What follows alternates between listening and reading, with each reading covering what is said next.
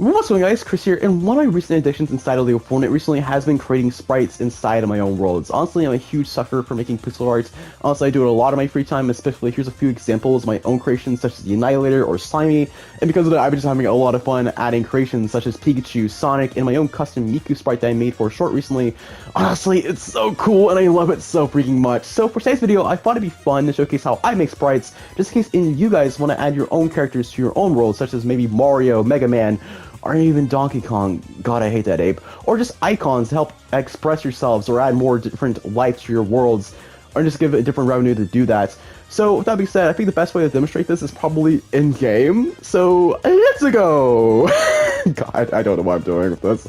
Alright, so jumping straight into things, one thing I want to talk about is the actual dimensions and scaling of the sprites that I'm going to be using for the build. So when I like to do making pixel art inside Lego Fortnite, the thing I like to think about is what I'm using, because if you know my videos at all, I make giant builds to the point that I make maximum complexity element very, very easily. And because I have to be very cautious, which is why I normally go for 8x8 up to 32x32 sprites. Of course, you could go larger than that, but it's totally up to preference, but just be very cautious of the maximum complexity limit as it can creep up on you very, very quickly. Now, to start off, what we're going to be using for the actual sprites on how to make it, we're going to be grabbing a Gerberger piece, and then we're grabbing the thruster piece here, and the reason we're doing that is because it lets us build sideways. And then we can go over here and go ahead and grab some of my personal favorites like Daft Punk and the amazing Grand Palm Paradise Gallery, as Daft Punk over here lets us build this amazing thing here. Now, when I build sprites, my dimensions I like to use is using a 2x2 sprite represents the almighty 1 pixel. But you could go for a 4x4 if you choose to, which would probably look something a bit like this, I believe. Yeah. So you could go a bit larger, totally up to preference. It's just up to you. Now, next thing I do want to talk about is when working with pixel art, you have to be very creative with the colors that you're using here, as Lego Fortnite's color palette is very, very limited. And because of that, you have to be very creative with what you use. Sometimes you have to just go, like, for example, I will just go over here to Palm Paradise. I like using this gallery, as I mentioned before, but you have to make sure everything is just flushed together. As we see here, I have to make sure everything looks a bit nice, and I think that's right. So yes, that is correct. And then sometimes you have to go ahead and find some alternatives. For example, Moss Isley is a good example. If you want like a good flesh color, then you have to go over here. My personal organization is using this wall here, and then going ahead and just, you know, doing this. Because that works well, and then that's not even flush at all. God, but you get the point. You just raise it up using the switch panel on the same switch plane, and then you raise it up like so to get even with everything else. And if you're going for a larger space, you could definitely just use these pieces here until you get to the edges, which would probably be a smart place to actually use these wall pieces.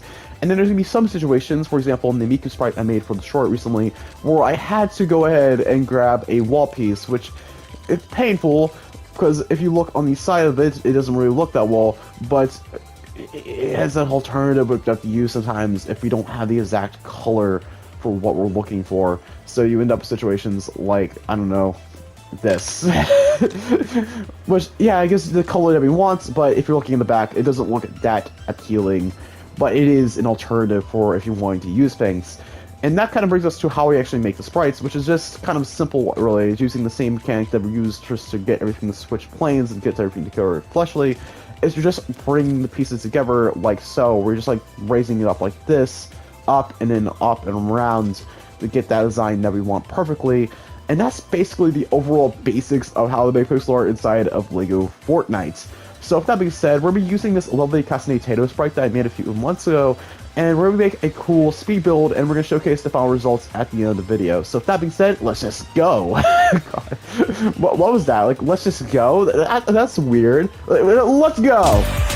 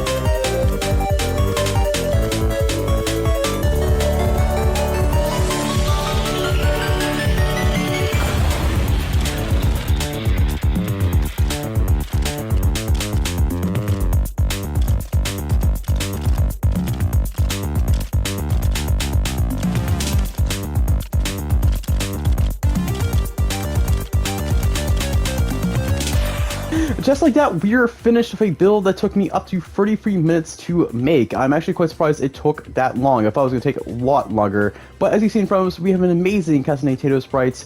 And man, it looks absolutely phenomenal. I'm a huge Vocaloid fan, so it was a blast putting this together for you guys for today's how to do little tutorial video. But as you see here, I did one of my goals for this is I wanted to try to include the whole texturing that I put on the original sprite for this in-game version. And I had to kind of compromise, which I'll talk about in a minute. So first thing I did use was actually first order, and to kind of get this effect, as the main piece I used for the actual build was the Moss Isley fence pieces for this darker gray color. So I had to compromise with that to get the first order pieces, which you'll find here, and you'll find right in the roof pieces, which you got there. And then the next thing I had to compromise for, which I'll be showing casing here, and this is basically a trick that I won't say, unless you really care about the direction where the sprite is, where it's like in a middle location or somewhere that has become really obvious in, or if you just don't care, then I definitely recommend just being more cautious about how you do this and try to find another compromise technique. But if you're someone who just doesn't care where the sprite is facing, and as long as you just care about how it looks from the front and not the back, like most Minecraft builders like myself care, then we just have to go all the way over here and find our little trick, which if you don't have any colors and you're trying to just look for specific colors or variant, then you can just use like a half wall, which is another technique to get a certain color of your choosing to make the sprite look as beautiful as possible. Which I must say, I'm really happy with the final result here, as God, I'm seriously, like I said at the start of the video, I'm a huge sucker for making sprites inside my Lego Fortnite worlds, and oh my God, I seriously, this is just so cool. I love it so much, like, and I hope you guys found this video somewhat helpful in a weird way. I know, like, a lot of this was recorded either at midnight or early in the morning, so I may not sound really like I made sense at all, but I hope this video was somewhat helpful in a way, and I hope you guys may like interested you guys in my recent Lego Fortnite addiction of creating sprites inside of my worlds. So with that being said, I hope you guys did enjoy this video, and if you did, definitely consider leaving a like, as it does help the channel a lot, especially getting us inside of the sacred algorithm of YouTube. And if you guys did enjoy this video and you are actually new here, then definitely consider subscribing so you don't miss out on more Lego videos just like this. I make a lot of Lego Fortnite content here on the channel, with it being primarily the main thing I do here, with my Lego City content, such as the stuff I'm doing over here in Mascot City, and other stuff as well, such as my tutorial videos, reviews, and discussion videos as well. I got a few of those down the pipeline that I'm currently working on, and of course my current Lego Batman Legacy of Dark Knight playthrough that I'm currently going on the channel right now, and part 7 should be out very soon for that as well. So yeah, if you're interested, definitely consider sticking around so you don't miss out on any of that. And with that big old plug out of the way, I want to say a massive thank you for making this far into the video, and as it's greatly appreciated. If you made it this far, I really like doing this, even though I don't know if anyone really interacts with this at all. I just think it's for the funnies. If you made this far into the video, comment bird. Just comment bird, okay? Just comment bird down in the comments below. And yeah, that being said, I hope you guys did enjoy this video, and once again, a massive thank you for all of you who are watching currently, and I hope you all have a spectacular day, and I'll see you next time. Peace out, everyone.